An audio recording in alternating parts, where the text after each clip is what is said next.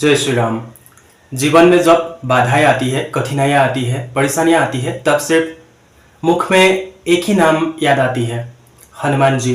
क्योंकि हनुमान जी इस कलयुग का जागृत देव है और हमेशा हनुमान जी को स्मरण करना चाहिए, ताकि हमारे जीवन में जब भी कोई बाधा आने लगती है या फिर कोई भी कठिनाइयाँ आने लगती है, तब सिर्फ हनुमान जी ही एकमात्र देव है इस कलयुग में, जो कि हमारा हर प्रॉब्लम, हर बाधा, हर कठिनाइयों को दूर करके हमें सही मार्ग दिखाते हैं। और हमेशा हनुमान जी अपने भक्तों के लिए बहुत ज़्यादा तत्पर रहता है, क्योंकि जो भी भक्त हनुमान जी को सच्चे मन से, सच्चे हृदय से हनुमान जी को याद करता है, हनुमान जी को स्मरण करता है, उसका हर कार्य संभव होने लगते हैं। ऐसे ही है हमारा हनुमान जी। तो फिर चलिए आज हम जानेंगे, यानी हनुमान जी की भक्ति करने के बाद यानी हमको कैसे मालूम होगा कि हनुमान जी प्रसन्न है कि नहीं। तो आज हम जानेंगे, यानी हनुमान जी जैसे प्रसन्न होते तो हमें कौन सा ऐसे संकेत मिलने लगते हैं। तो फिर आइए जानते हैं वो संकेत कौन सा है। पहला संकेत, जब आप हनुमान जी की भक्ति करना शुरू करते हैं तो आपको सबसे पहले सपनों के माध्यम से हनुमान जी आपको किसी न किसी रूप में, चाहे चित्र के रूप में या फिर चाहे विग्रह के रूप में या फिर किसी भी रूप में, बानर के रूप में आपको दर्शन देगा। और हनुमान जी का मंदिर देखना या फिर श्री राम जी का दर्शन होना, तो ये बहुत शुभ संकेत है, जो कि हमें हनुमान जी इस सपनों के माध्यम से हमें बता दे कि हनुमान जी हमसे प्रसन्न है। तो दूसरा संकेत, यानी आपके जीवन में जो भी कोई बाधा है, प्रॉब्लम है, समस्या है, वो धीरे धीरे जो भी बाधा है वो दूर होने लगते हैं। ये दूसरा संकेत है, जो कि हर किसी का लाइफ में, हर किसी का जीवन में बाधाएं आने लगती है, समस्या आने लगती है। और जब हम हनुमान जी की भक्ति करते हैं तो हमारा जो भी बाधा है, जो भी काम है, उस काम में जो भी बाधा आने लगते हैं, वो बाधाएं धीरे धीरे दूर होने लगते हैं। तो ये हो गया हमारा दूसरा संकेत।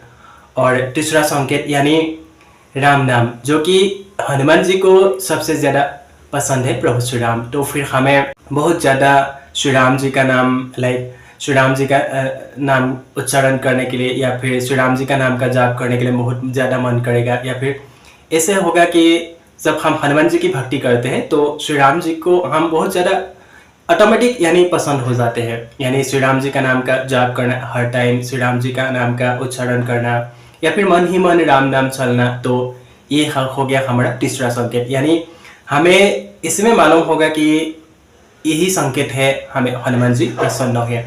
और फिर जो भी चौथा संकेत है, यानी आप जो भी कार्यों में हाथ डालते हैं या फिर जो भी कार्य आपका रुका हुआ था या फिर जो भी कार्य उलझा हुआ था, सुलझ नहीं रहा था, या फिर जो भी कोर्ट कचहरी के केस है, तो वो भी आपको धीरे धीरे समाधान मिलने लगते हैं। तो ये हो गया चौथा संकेत। और जब आप हनुमान जी की भक्ति करते हैं, हनुमान जी की आराधना करना शुरू करते हैं, तो आपको धीरे धीरे हनुमान जी सबसे पहले आपको यानी एकदम शुद्ध पवित्र बनाएंगे। क्योंकि कुमति निवार, ये तो हनुमान चालीसा में भी वर्णन किया गया है, कुमति निवार सुमति के संगी, यानी जो भी हमारा कुमति है उसको खत्म करके हमें सुमति प्रदान करते हैं। तो इसलिए हमें हनुमान जी की भक्ति करना चाहिए। और ऐसा कोई इश्यूज नहीं है, कोई प्रॉब्लम नहीं है, हम हनुमान जी की भक्ति कर रहा है, कोई प्रॉब्लम हो, बाधा है, कुछ भी नहीं है। बस आप अगर सच्चे मन से हनुमान जी को ध्यान करेंगे तो आपका जो भी इश्यूज, प्रॉब्लम, बाधा कोई भी हो, बस धीरे धीरे दूर होने लगते हैं। तो इसलिए हमें हनुमान जी कुछ ना कुछ संकेत जरूर देते हैं। और जैसे आप कहीं बाहर जा रहे हैं, हनुमान जी का कहीं पे चित्र दिखना या फिर हनुमान जी के कहीं विग्रह दिखना, तो ऐसे कुछ ना कुछ संकेत हमें जरूर देते हैं हनुमान जी की हमारे साथ है हनुमान जी। और आप भी हनुमान जी की भक्ति कर रहा है तो फिर आपको भी शायद ऐसे कोई संकेत मिल रहा होगा। और तो आप समझ जाइए हनुमान जी आपके साथ है और हनुमान जी बहुत ज़्यादा प्रसन्न है। तो ऐसे ही हमें हनुमान जी संकेत देने लगते हैं। और घर में जो भी आपको गृह कलेश है या फिर कोई भी ऐसा वातावरण अच्छा नहीं था, तो वो भी धीरे धीरे एक शांति का वातावरण होने लगता है जब आप हनुमान जी की भक्ति करेंगे, हनुमान जी की आराधना करेंगे। तो घर में जो भी कलेश वगैरह था, गृह कलेश था या फिर घर में कोई रोगी था, बीमारी था, वो भी धीरे धीरे ठीक होने लगते हैं। क्योंकि हनुमान जी की कृपा से सभी काम धीरे धीरे संभव होने लगते हैं। हाँ, कभी कभी टाइम लग सकता है, यानी हो सकता है हमने जो पूर्वज में यानी पहले जन्म में या फिर इसी जन्म में जो कर्म किया है वो कर्म तो हमें कट नहीं होगा ना। तो हमने जो बोया है वो तो कट नहीं होगा।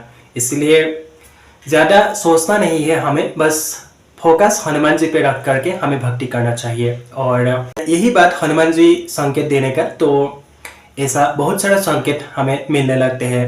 तो आप भी अगर हनुमान जी की भक्ति कर रहा है तो आपको भी ऐसा संकेत मिले तो आप समझ जाइए कि हनुमान जी आपसे प्रसन्न है। और एक बात, यानी आप अगर चाहते हैं हनुमान जी को प्रसन्न करना है तो बस श्री राम जी का नाम का जितना हो सके जाप कीजिए, मन ही मन जाप कीजिए, या फिर घर पर हनुमान जी के सामने बैठकर, या फिर हनुमान जी के मंदिर में, या फिर उठते बैठते चलते फिरते कहीं भी आप राम जी का नाम का जाप कर सकते हैं।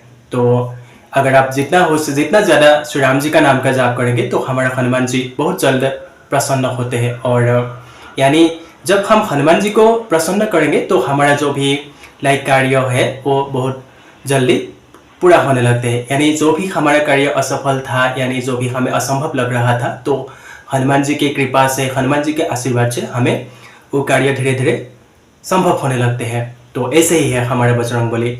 और तो हमने आपको कुछ हनुमान जी ने जो हमें संकेत देता है हनुमान जी की भक्ति करने के बाद, जो हनुमान जी ने हमें हनुमान जी की भक्ति के माध्यम से यानी हनुमान जी की भक्ति करने के बाद हमें जो संकेत मिलते हैं हनुमान जी प्रसन्न होने का, तो हमने आप लोगों के साथ कुछ ऐसा संकेत शेयर किया हूँ। तो आप लोगों को अगर जानकारी अच्छा लगे तो फिर वीडियो को लाइक, कमेंट और शेयर भी जरूर कीजिएगा, ताकि हमें भी मोटिवेट मिले।